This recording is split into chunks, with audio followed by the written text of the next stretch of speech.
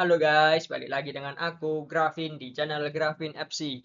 Nah, hari ini kita bakal belajar tentang confidence interval atau rentang keyakinan.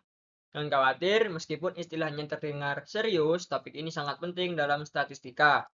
Dan juga mudah dipahami kalau kita belajar dengan sungguh-sungguh dan kita bahas dengan cara yang simpel.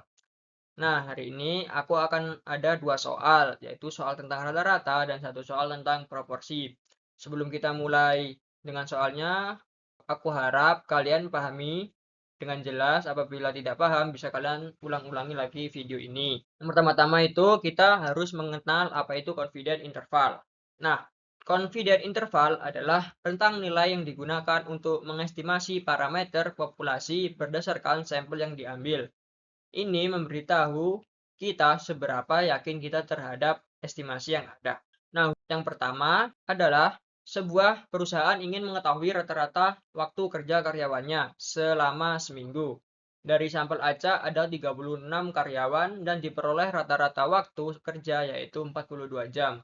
Untuk standar deviasi populasi 4,8 jam, tingkat keyakinan yang digunakan adalah 95%.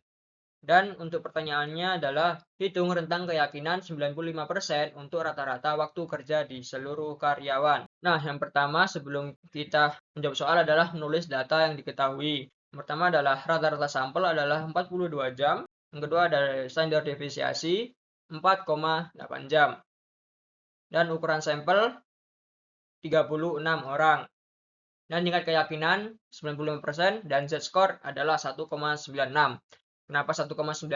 Karena tingkat keyakinan 95% berarti kita berada dalam area distribusi normal yang mencakup 95% dari seluruh data. Jadi kita pakai nilai Z yang sesuai dengan level tersebut yaitu 1,96. Nilai ini bisa dicari dari tabel distribusi normal standar. Langkah yang kedua adalah menghitung standar error. Standar error ini digunakan untuk mengukur seberapa besar kesalahan yang kita dapatkan jika kita hanya mengambil sampel dari populasi. Biasanya semakin besar sampelnya, semakin kecil standar errornya. Untuk rumusnya adalah SE sama dengan ini per akar dari N. Jadi kita masukkan data yang sudah diketahui. Jadinya adalah SE sama dengan 4,8 per akar dari 36. Sama dengan 4,8 per akar dari 36 adalah 6. Jadi 4,8 dibagi 6 sama dengan 0,8. Artinya error standar kita adalah 0,8 jam. Ini menunjukkan seberapa besar rata-rata waktu kerja karyawan dari sampel kita. Bisa bervariasi dari rata-rata waktu kerja yang sebenarnya di seluruh perusahaan. Langkah ketiga adalah menghitung margin of error, yaitu margin of error adalah untuk memberitahu kita seberapa jauh nilai estimasi rata-rata sampel bisa bergerak. Ini dihitung dengan mengalihkan Z value atau nilai untuk tingkat keyakinan dengan standar error SE. Untuk rumusnya adalah ME sama dengan Z kali SE. Jadi kita masukkan data yang sudah diketahui menjadi ME sama dengan 1,96 dari skor tadi dikali hasil dari SE 0,8. Kalau dikalikan hasilnya adalah 1,568.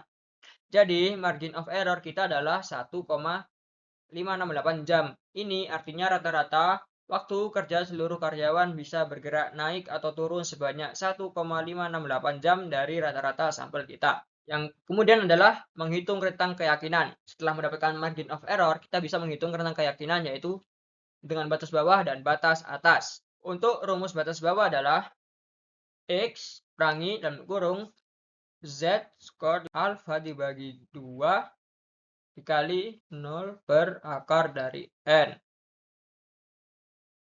Kemudian kita masukkan, jadinya X-nya adalah 42 dikurangi. Hasil dari ini adalah 1,568. Sama dengan hasilnya adalah 40,43. Sedangkan untuk batas atas, rumusnya sama. Kita cuma ganti untuk penjumlahannya. Yang untuk batas bawah yaitu minus, untuk batas atas adalah plus atau ditambah. Kalau kita masukkan, hasilnya adalah 42 ditambah 1,568 sama dengan 43,57. Jadi untuk rentang keyakinan nya adalah 40,43 hingga 43,57 jam. Nah, untuk soal yang kedua adalah sebuah restoran melakukan survei terhadap 200 pelanggan dan 130-nya diantaranya puas dengan layanan dari restoran. Tingkat keyakinan yang digunakan adalah 90% dan hitung rentang keyakinan 90%. Untuk proporsi pelanggan yang puas dengan pelayanan restoran tersebut. Yang pertama-tama, kita perlu menulis apa yang diketahui dari data tersebut terlebih dahulu. Yaitu untuk ukuran sampel, yaitu 200 orang, jumlah pelanggan puas X 130 orang, proporsi sampel P sama dengan 130 bagi 200, hasilnya adalah 0,65. Dan untuk tingkat keyakinan adalah 90%, untuk z-score adalah 1,645. Kenapa 1,645? Karena untuk tingkat keyakinan 90%, nilai Z digunakan adalah 1,45. Ini adalah nilai Z yang menunjukkan batas bawah dan batas atas distribusi normal tingkat keyakinan 90%.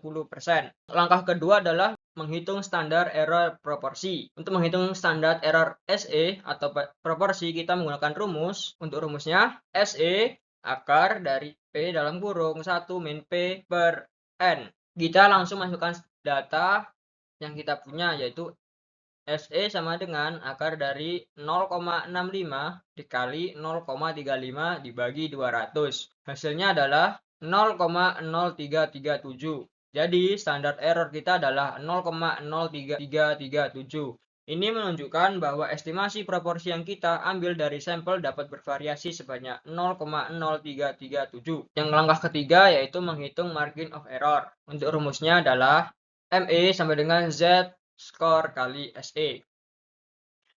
Untuk hasilnya adalah 1,645 dari skor tadi dikali 0,0337 sama dengan 0,0554. Jadi untuk margin of error kita adalah 0,0554. Langkah keempat adalah menghitung rentang keyakinan atau proporsi. Kita akan menggunakan batas atas dan batas bawah. Rumusnya sama. Batas atas sama dengan X dikurangi dalam kurung Z alfa bagi 2 kali 0 per akar N. Untuk hasilnya 0,65 dikurangi 0,0554 sama dengan hasilnya adalah 0,5946.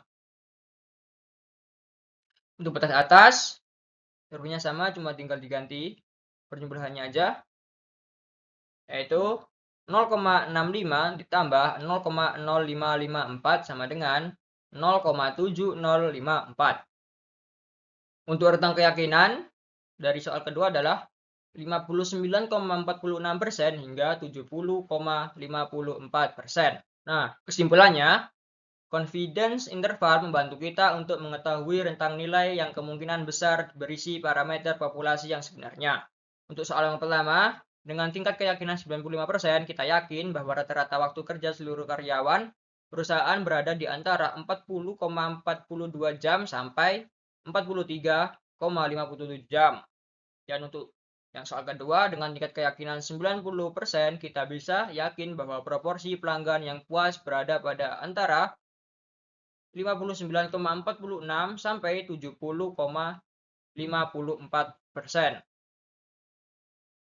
Nah, itu dia pembahasan tentang confidence interval pada hari ini. Dari kedua soal tersebut kita bisa belajar cara menghitung rentang keyakinan untuk rata-rata dan proporsi dengan menggunakan rumus yang tepat.